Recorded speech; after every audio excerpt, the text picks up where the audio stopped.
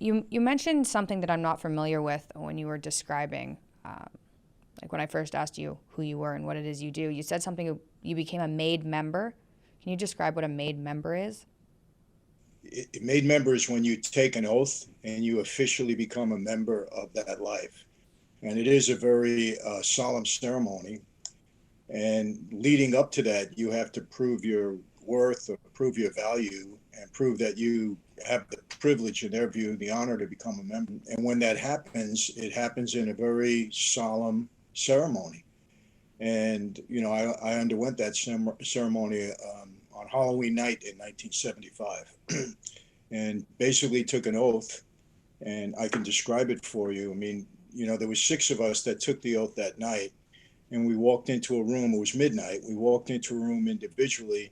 The boss of the family was seated at like the head of a horseshoe configuration, and the underboss and the consigliere, which are two official positions, were to his left and right.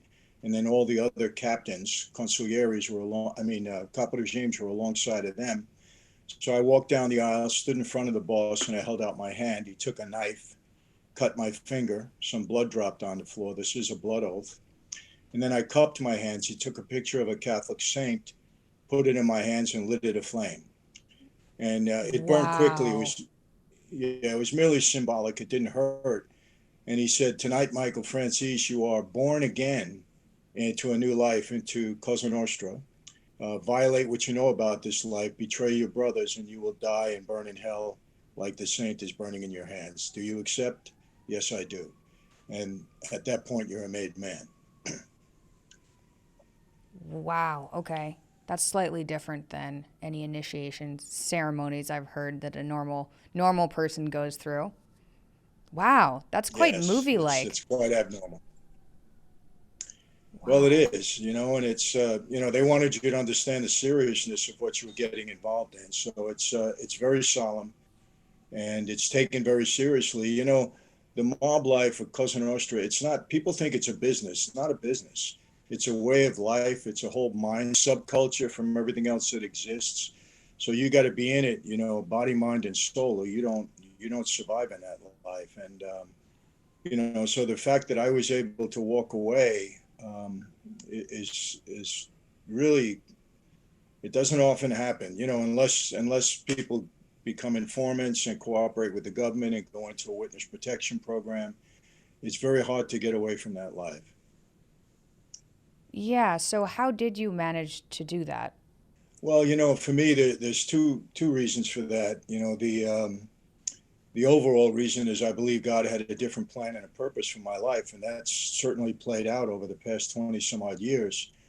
But the practical reason for that is, God never throws us into the fire without preparation. And I knew that life extremely well.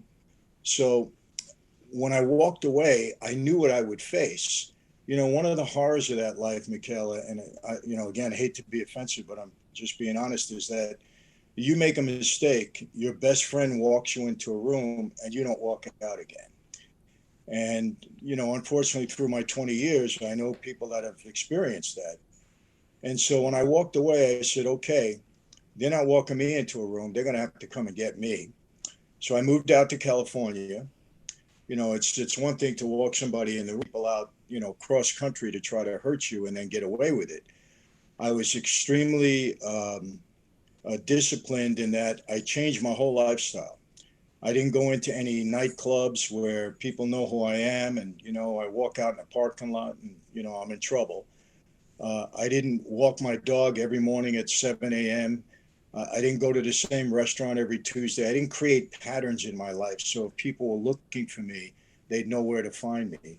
I was very discreet in that regard early on. And, long story short, and they did put a contract on my life, and I did have trouble in that regard. And I had one or two close calls.